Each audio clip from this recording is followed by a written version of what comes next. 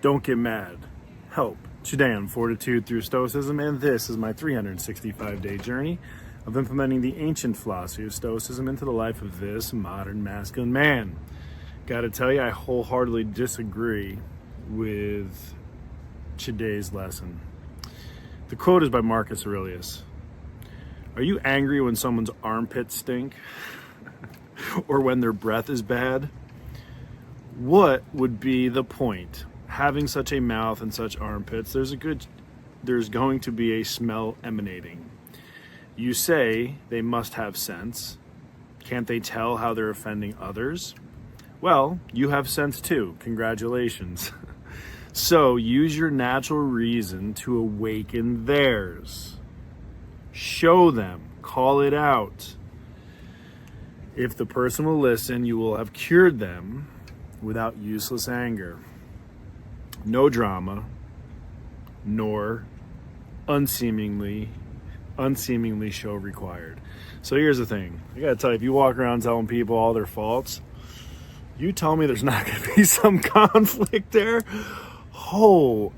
So again, this is kind of counterintuitive. I thought it was a dolphin, but it was a loon or some kind of bird diving in the water.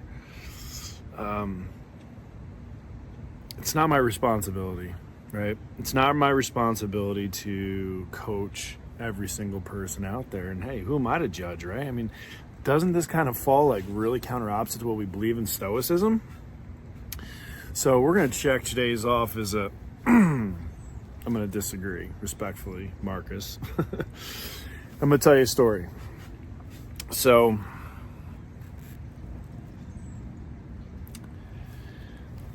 brutal run I've been on. Not complaining, just laying out the facts. And by brutal, I mean it was 13 consecutive days working, 7 opens in 2 weeks. Now, normally we do 2 per week. So normal workload over 2 weeks would be about, 4, and I did 7. It's exhausting for me because I'm an introvert. I was tired. I tracked my recovery on the whoop, and I was in the red. Like on life support, and finished a project yesterday. Wanted to put in my travel to go home, and the director's like, "Well, gonna need you to pause on that until after 4 o'clock, just in case something comes up for Friday." I'm like, man. I just paused for a minute. The consultant sitting with me. And I probably didn't say something for 2 minutes. And then the director goes, "Are you on mute? Are you there?" "Yep. I'm here." "Okay," he said. I said, "Have a good day." And I hung up the Teams call. And the consultant goes, "Man, that was a really awkward pause." I said, "Yeah." I said, "I was going to quit, but I knew that would be an emotional reaction. I know I'm tired. I know I'm cranky." So, this is why I love Stoicism. Because I love what I do. I love what I do. I get to save people's businesses, and I get to save their lives and marriages and everything else in between. I get to take my skill set and have a massive impact in other people's lives. That to me is such a blessing. So I love what I do. A lot of stress, a lot of pressure, a lot of travel. I lose track of time zones, cities, rental cars, hotels, months. Because I've systemized my life now where almost everything that I do is delegated or systemized. So I don't even accept my projects anymore. My team will accept it, and they do all the setup, and they coordinate with my team, and I've processed it. We've run the play and fine-tuned and tweaked, and even my proposals I do for my clients, the value enhancement plans, these are big packages, right? How we're going to fix the business, the whole plan, right? I'm the architect of the plan, And so I build all this stuff, and really what I do is I just send some stuff through Slack to my team, my content, and they just make all my reports. I don't even type a word anymore. I don't do any of that stuff. A lot of what I do is through my analytic tools, and then I just talk to text, and boom, they really do everything else. And I use AI to record a lot of my stuff and filter meetings. So what I'm saying is, I love what I do, and I've systemized what I do, so I've built this amazing life where I can pour into myself, and I can focus on my development. I can focus on taking care of myself a little better. So anyway, that's when this Stoicism, in the past, I would have knee reaction. I would have said, fuck you, I'm going home anyway. They wouldn't have, they would have put me back on the board Monday anyway. But again, I didn't need to be that person. And so I didn't say anything I shouldn't have. I paused. And then when I was at the airport, I said, yep. I said, we'll comply. The good news is there was a valuation project on the other side of the country, but it was small. And he gave me the good grace of not sending me once I landed back home in Tampa. And I checked my teams. He goes, there's a valuation project in, I don't know, Washington State or something. He goes, I'm not sending you. Imagine getting all the way home. And I had prepared myself for the eventuality that, hey, listen, when I get home, there's a very good chance I'm going to have to, in the same airport, not even step on home soil, get back on a plane and go out. That's what I do. That's what I signed up for. That's the logic, right? So I know what my responsibility is. And so to take ownership of this, I just ask myself, how can I be better? How can I dig deeper? How can I delegate something on my plate so that I have more energy to carry forward? They call me the damn juggernaut, man. That takes a lot of work, it's a lot of effort. So you got to have this. So Stoicism, I'm getting towards the end of the road here with this, right? 10 and a half months in.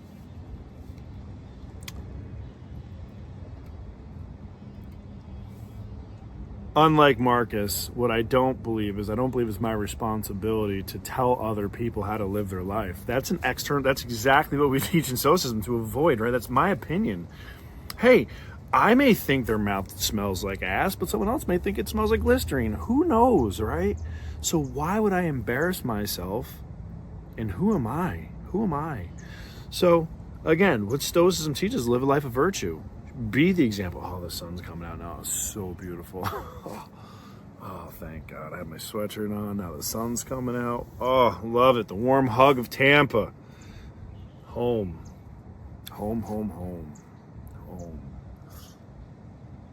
Beautiful. Yeah, this was underwater where I'm sitting right now. So this entire thing, this rail and everything was underwater because my property was 18 inches and it sits higher than this. But this entire thing from Helene was underwater. That's how quick they rebuild, though. And again, that's another example of Stoicism. When the hurricane happened, we lost part of the house there. We lost the car. Good. It allows me to reshift, some of my priorities. I paid off the car, and I realize I don't need a car. So here's the thing, right? I'm going to go into a little tangent here, because I realize this, right? You're programmed to go out and buy a car, whatever they depreciate. People look at two options, like buy or lease, right? Well, I'm on the road most of the time, at least 5 days a week, I have a rental car when I'm on the road.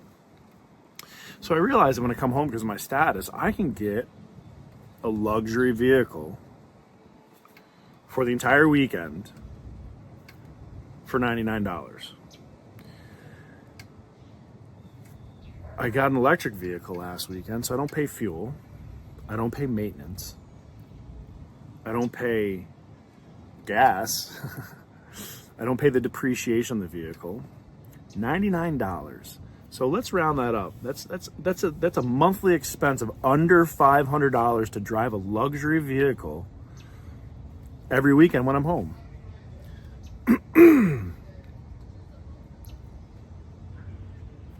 Little shifts like that I'm noticing because I'm able to focus and not get sucked into the distractions. So this has been a blessing, and I'm going off the script today because it's not my responsibility, not my rodeo, not my clowns, right? Not my circus, not my monkey. It's my responsibility to live the best life I can and be an inspiration for others. And I have people around me that they just like being around me because it holds them accountable, because they see me every day. Yep, there he is. God damn it, there he is again. I never miss. Today is my 4-year anniversary. 4 years ago, I started 75 Hard. And I never stopped. Thousands of workouts. Hundreds of books read. Thousands of gallons of water.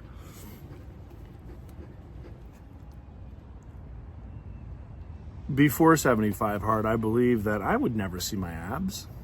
No way. No way. My family's fat. It's genetics. I can get lean. Never see my abs. So by the end of 75 Hard, there they were. And then I kept going. So by the end of that first year, there they were. And the second year, there they were. And the third year, there they were. And here they remain. Here they remain. Because that little decision to change my mindset has had these ripple effects across my life. The discipline to sit down every single day and study one page of a book at a time. To have the patience to learn. Not just to check the box. In America, we're too impatient. Think about the samurai culture. They would spend an entire lifetime trying to perfect that one thing. You know, Bruce Lee said, I'm not afraid of the man who's learned 1,000 kicks. I'm afraid of the man who has learned one kick, practiced 1,000 times, right? This is shaving that blade, sharpening your blade every day. And this habit started 4 years ago. Think about it. Now they fly me around the country to tell people how to run their business. Business owners write a check for $25,000 a week or more just to have my team in place. And we bring tremendous value. It's humbling. It's humbling. So no, it's not my responsibility to tell people if their armpits stink. I'm still trying to figure out why mine started sweating after my entire life. I have no idea. My shirts are now, I have to wear undershirts. I don't get it. The whole man journey, right? I know we went long today, but today's a special episode for me. I'm kind of just rambling because this has been a journey. 4 years. 4 years. All the lessons. All the people that come and go, season or reason, or for never leaving. And I have those. And those are my people. They accept me. Authenticity. They accept me. Others may not in my family. My children may not.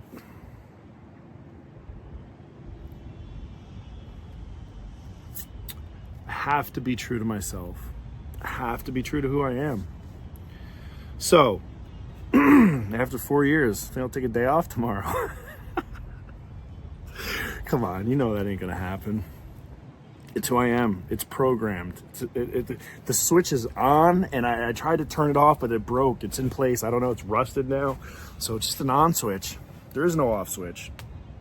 Until the machine breaks, that's what it is, you know? And I know I gotta have some knees done, but I know you can be up the same day, so I'm still gonna get my workout in. I've already planned for every eventuality in my life. And again, I fly. Right now I'm averaging over 5, it's like 5.2 or some shit, but I'm averaging over 5 flights a week. Every week. And I still get my workouts in. There are no excuses. Once you learn there are no excuses in this world, everything is possible. I believe in myself. I love myself. I trust myself. Fuck, I'm proud of myself. Lost some people. Found some people. Found myself. And that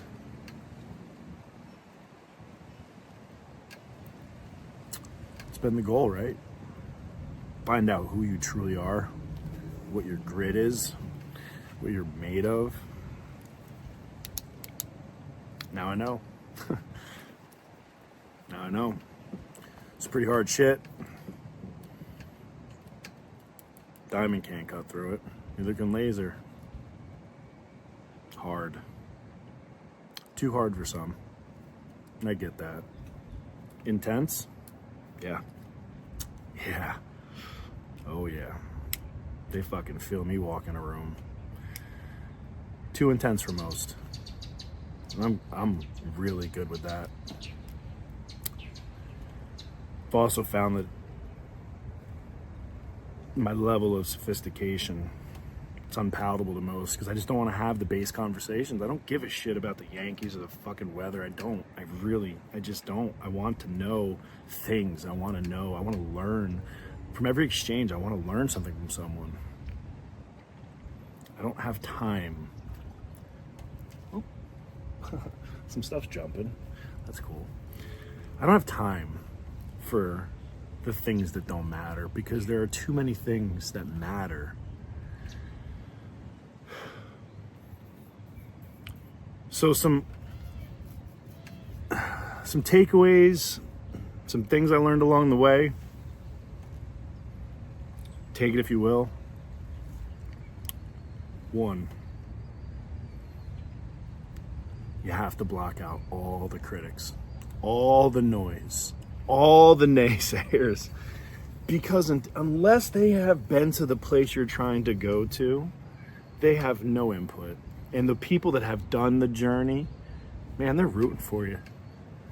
They're going to give you advice. They're going to give you suggestions. So the people that are trying to hold you back, those are not your people. They're not the ones trying to support you. They may cheer for you a little bit at first, but you'll watch. That'll wane. That'll go away. Because then it puts a reflection on them, right? Number 1, block out the noise. Number 2, stay consistent. Every day. It may not be pretty. Fuck. There are some days I can barely walk. I'm stumbling, tears. I mean, there was one time when I broke my dick. It was like 2 years ago when I first got down to Florida. I had to walk and carry my balls because they were so swollen. I swear to God, I mean, I got pictures of it. I had to carry my balls to do my walk. When Bandit, when I lost Bandit, he chewed through my hand. They couldn't sew because of the bacteria. I had to walk with my hand elevated for the entire time so I could still get my walk in.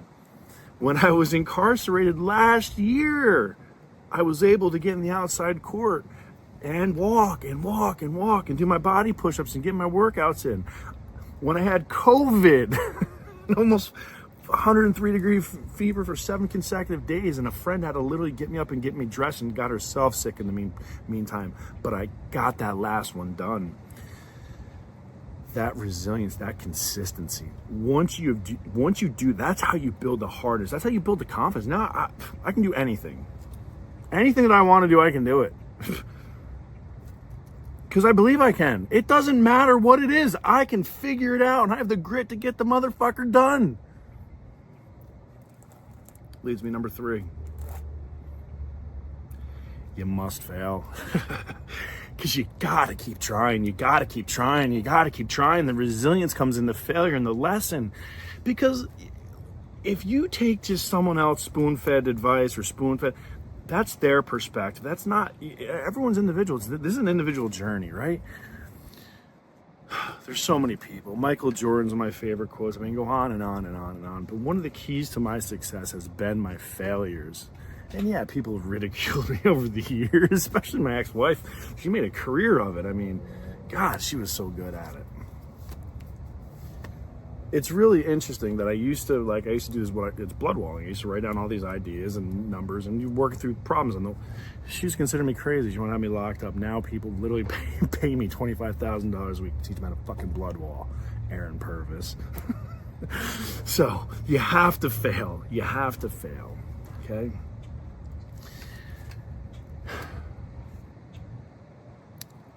That's all I'm going to share for now. A lot of this you got to figure out on your own. Like I said, it's an individual sport. You know, me, it started as fighting my traumas, you know, and now I've forgiven, I've exposed my traumas. I mean, I've literally, I've gone on a mission to figure out what they are and how to overcome them and how to accept people and forgive my past. And there's times I'll let a little bit go, but, you know, I'll let one slide. But, you know, a couple days ago, we were talking about the best revenge is the kind that not served. Well, for me, the best revenge is becoming the best human I can be. Proved everyone wrong. Proved everyone wrong. Except for Mama. Except for Mama. And on that, we're out of here.